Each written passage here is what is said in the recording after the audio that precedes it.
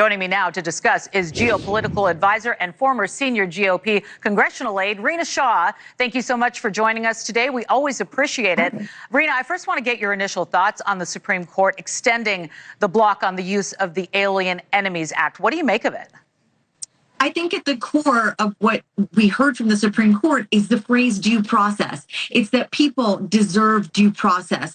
Under the law, that is the most important phrase, whether you're somebody who is aware of what's on the books, whether you've read the Constitution or not, whether you're a constitutional lawyer. You understand that due process is what keeps this country equal, just, and fair. Now, it's important to talk about what the Alien Enemies Act actually is. It's a 1798 law, which gives the president wartime powers to either detain or deport citizens of hostile nations. Now, what it is that, but what it is not is a blank check. And so Trump's team has floated using it to target groups like, again, the Venezuelan gang members. We just saw the imagery there. But the courts have pushed back and they, again, have demanded due process. That's what I want our audience to know here. It's a powerful tool, but legal limits and public backlash really constrain the use of the Alien Enemies Act. And what I really want people also to understand is that Republicans saw this as a bold move for national security. And that's what they were really hinging on here, is using that by saying we want to keep this country safer from certain types of criminals that are coming from a certain somewhere.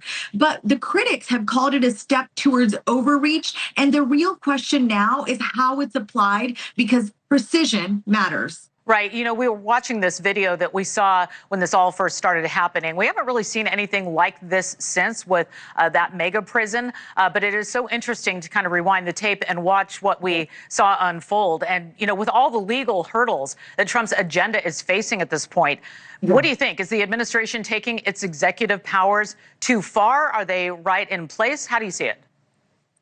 Well, Trump's executive powers are vast, but they're not unlimited. And what he's doing right now is testing the edges in order to deliver fast results. Let me give some context here. From tariffs to deportation orders, Trump is using executive actions to bypass what is a really gridlocked Congress.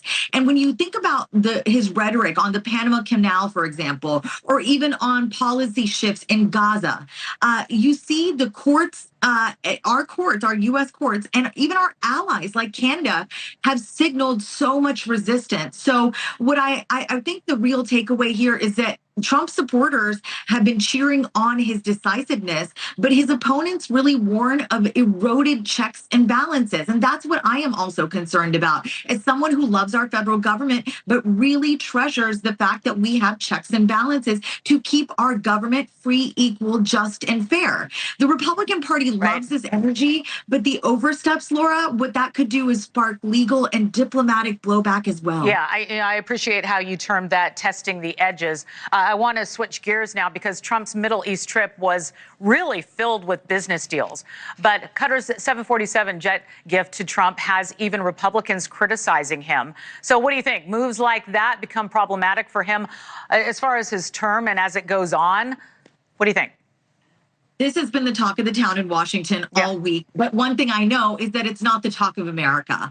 But it is very, very important. There's a lot that's happened overseas this week with his visit to the Middle East. But this was probably, to me, the most glaringly obvious problem. You know, a free jet from Qatar sounds like a deal, but it's a diplomatic and ethical minefield. You know, when you look at how Trump wants to accept this $400 million Boeing 747-8 as a new Air Force One, what I think that does is says overwhelmingly to his critics that, hey, I'm willing to violate the Constitution's emolument clause.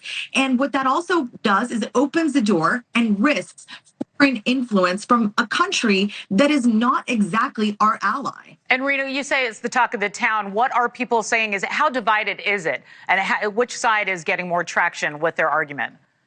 Well, Laura, it might surprise you here, but the town is not very divided on this one. I have heard many Republicans, whether centrist or far right, say this is not some kind of savvy cost-saving move. It's a red flag for corruption. And it is also very risky because they can say all they want that they'll harden this plane against many defenses. What's to say a bad actor sent by Iranians, for example, wouldn't do something to mess with this aircraft? I personally, if I was President Trump, I would not feel safe. So either way, it's a distraction from bigger geopolitical wins. And that's what's being talked about. And actually has kind of united Democrats and Republicans against this, saying, hey, President Trump, please just don't do it. All right, moving from Qatar to Gaza. Right now, we've got a new round of Gaza ceasefire negotiations going on. The president did not visit Israel during his Middle East trip, but he did make this rare reference to the suffering in Gaza. Let's take a listen.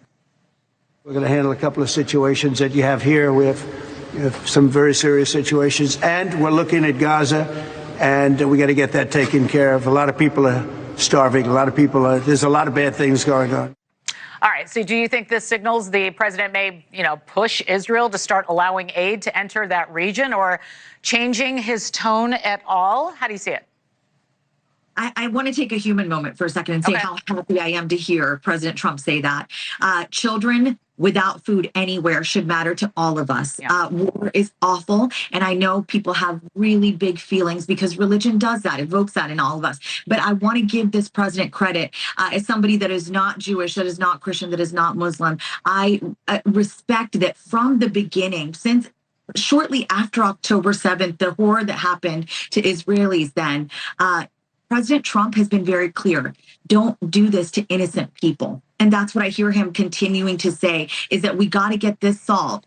Trump and Netanyahu are allies, but the friction is growing. And Trump is really tired of waiting on Bibi. He feels like he's been disrespected. I just referenced that it wasn't long after October 7th's horrors that Trump said, Bibi has gone, I'm paraphrasing here. He said, Bibi's kind of gone too far. And I think the exact words that people heard at Mar-a-Lago in sort of a private conversation were that he needs to knock it off.